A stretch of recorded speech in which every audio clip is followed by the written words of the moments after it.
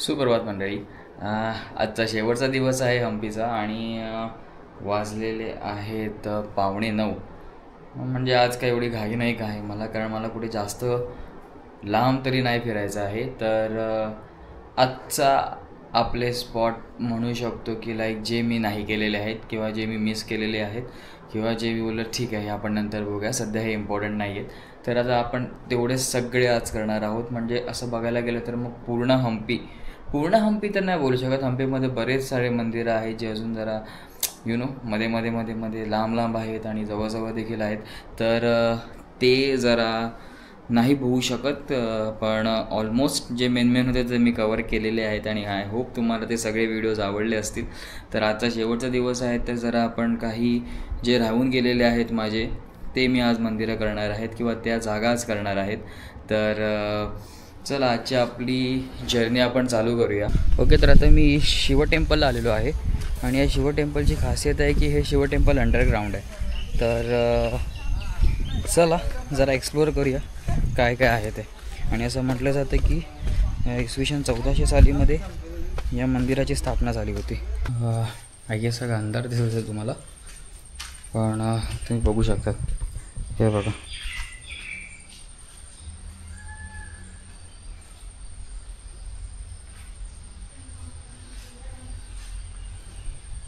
आणि इकडे तुम्हाला एक कनाल दिसत असेल पाण्याची जाणारी, दिसतंय. ॲक्च्युली काय आहे माहिती आहे का, हे मंदिर अंडरग्राऊंड असल्यामुळे ना, म्हणजे पावसात असून तेव्हा काहीतरी इकडे पाणी भरलेलं असतं इथपर्यंत तरी. ॲटलिस्ट तुम्हाला मार्क्स दिसून येतील बघा इकडे, म्हणजे इथपर्यंत तरी पाणी असतं इकडे भरलेलं. सध्या उन्हाळा आहे म्हणून, पण पुढे जाऊन पाणी भरून येईल. आणि हे बघा नंदी, आणि तुम्ही बघू शकतात हे बघा पाणी आहे आणि वटवा गुळ पण उडतात. आता भाई खतरनाक. म्हणजे इकडे असं बघायला गेलं ना, प्रत्येक खांब, प्रत्येक शिल्पकृती एक काही ना काही गोष्ट किंवा काहीतरी स्टोरी सांगते. तर ते असंच बघून इमॅजिन करायला किंवा बघायला मजा येते.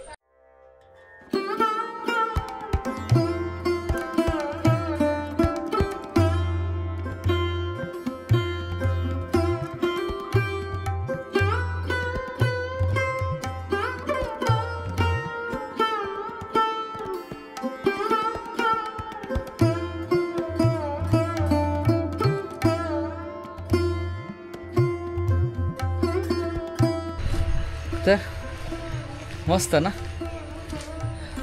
ते बाजूला पण अजून छोटे छोटे मंदिरं देखील आहेत. ते कसली आहेत काहीच मलाही कल्पना नाही आहे, पण हे बघा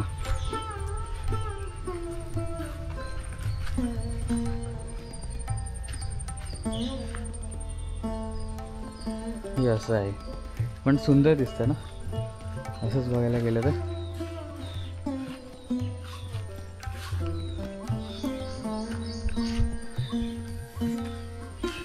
तर चला आता नेक्स्ट रघुनाथ टेम्पल. रघुनाथ टेम्पलच्या जवळ पोचलो आहे मी. आणि असं बघायला टेम्पल वरच्या साईडला आहे आणि त्याचा जो रस्ता जातो ना वरती, तो एक नंबर आहे भाई. मजा आली. इकडे या तुम्ही, ट्राय करा. आणि हे बघा तुम्हाला खालून रस्त्यावरून दिसून येईल हे मंदिर. आणि जे कमालीचं मंदिर आहे प्रश्नच नाही. हे बघा, ह्याला बोल्डर बोलतात.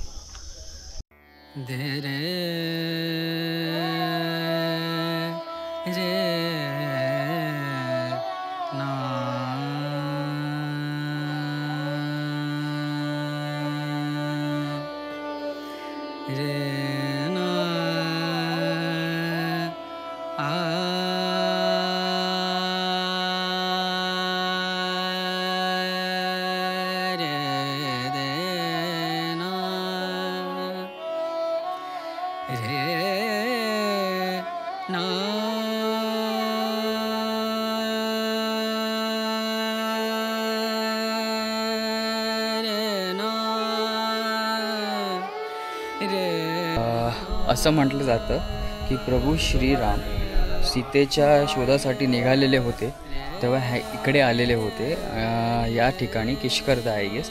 आणि इकडे आय गेस त्यांनी वर्षभर इकडे ते स्थायिक होते असं म्हटलं जातं. तर या मंदिरामध्ये श्रीराम, सीताजी आणि लक्ष्मण यांची मूर्ती आहे आणि हनुमानजीची पण आहे. ती पुढे आपल्याला पाषाणामध्ये आहे ती, तर आपण तिकडे जाऊन पण बघूया. पण किती भारी ना, म्हणजे इकडे प्रभू श्रीराम येऊन गेलेले आहेत, इकडे बसलेले आहेत 1 वर्षासाठी आणि खूपच सुंदर. आणि हे बघा नक्षी कामं पण बघा तुम्ही.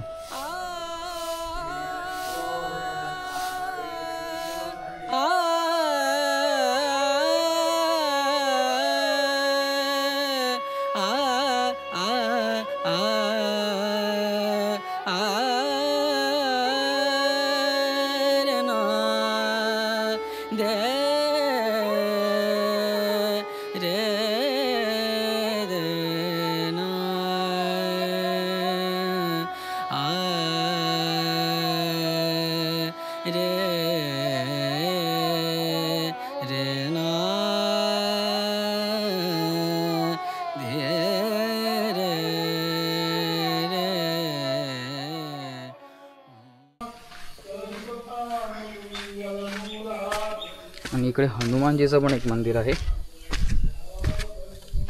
ते पण आपण बघूया.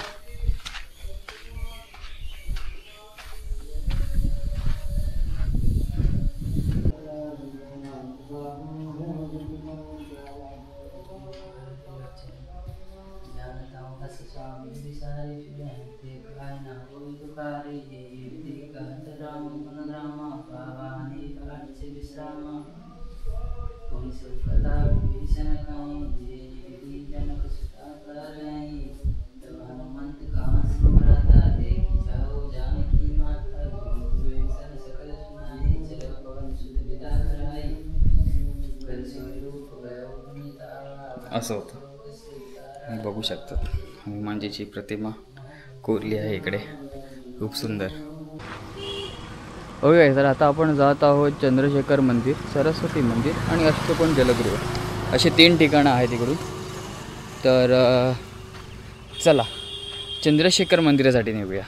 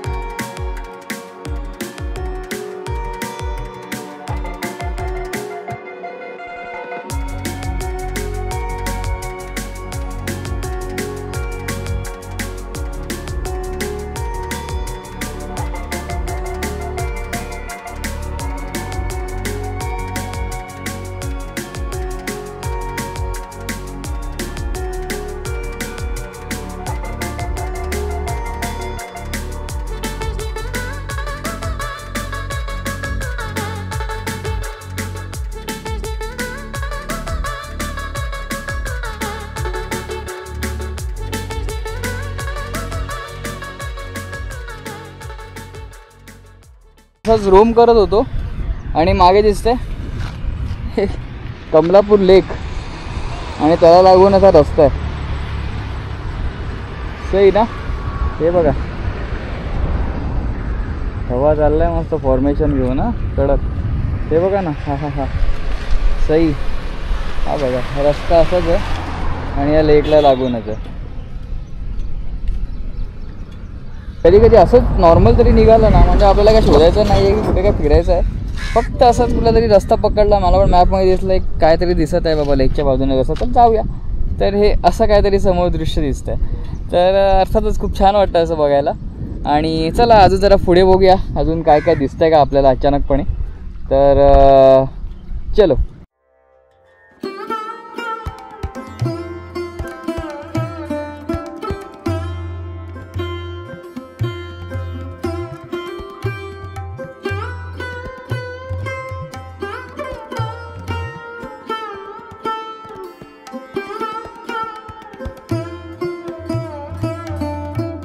Good evening. हा तुम्हाला जो रस्ता दाखवला होतो मी, तर हा रस्ता आपण तुंगभद्रा नदीच्या काठावरून आपण जात आहोत सुग्रीव केवच्या इकडे, जे गेस कोरॅकल राईडचा जो स्पॉट आहे तिकडून 800 मीटर आहे. तर आहे 9-10 मिनटाचा वॉक बोलू शकतो आपण. तर आपण तिकडे जात आहोत आणि ती केव बघणार आहोत आज. तर सगळ्यांनाच माहिती आहेत सुग्रीव हे कोण होते ते. तर चला अजून जरा जवळ जाऊया आणि ती जागा जवळून बघूया.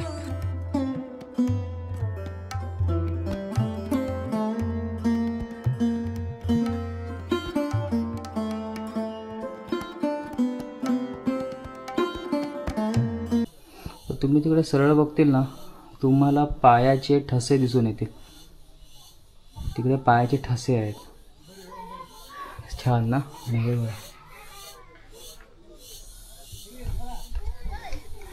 असं म्हणतात की ही सुग्रीवची गुफा होती आणि इकडेच रामायणमध्येच सुग्रीव यांनी रामांना सीताने जी आभूषणे वरून जेव्हा रावण यांनी त्यांना जबरदस्ती घेऊन गेलेले होते त्या पुष्पक विमानातून, सीताने पुष्पक विमानातून त्यांची आभूषणे खाली टाकली.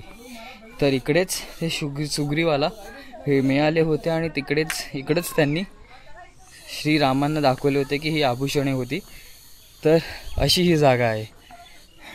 आणि तिकडे ॲक्च्युली फुटप्रिंट देखील आहेत, पण ॲक्च्युली ते सगळं लिहिलं नाही आहे फुटप्रिंट कशाची आणि किंवा कोणाची आहे ती, त्याच्यामुळे कल्पना तर नाही आहे. पण बोलू शकतात की इकडे आभूषणे मिळाली, ती श्रीरामांना दाखवण्यात आली सुग्रीव यांनी, आणि अशी अजून स्टोरी पुढे जात आली. तर खूपच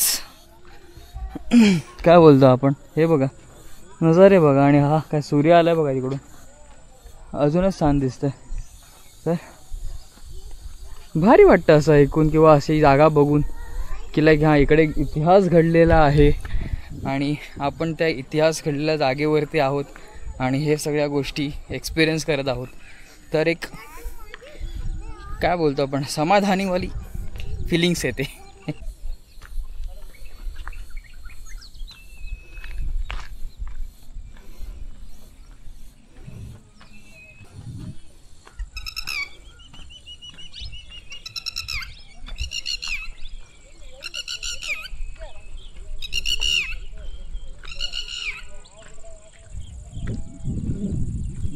ओके गाईस, तर आता घड्याळात वाजलेले आहे संध्याकाळचे 8:30 आणि तुम्ही बघू शकतात की आपला शेवटचा स्पॉट जो झाला सुग्रीव केव्ज, आणि अशा प्रकारे आपली हम्पीचा पूर्ण प्रवास इकडे संपलेला आहे. ही शेवटची रात्र बोलू शकतो हम्पीची.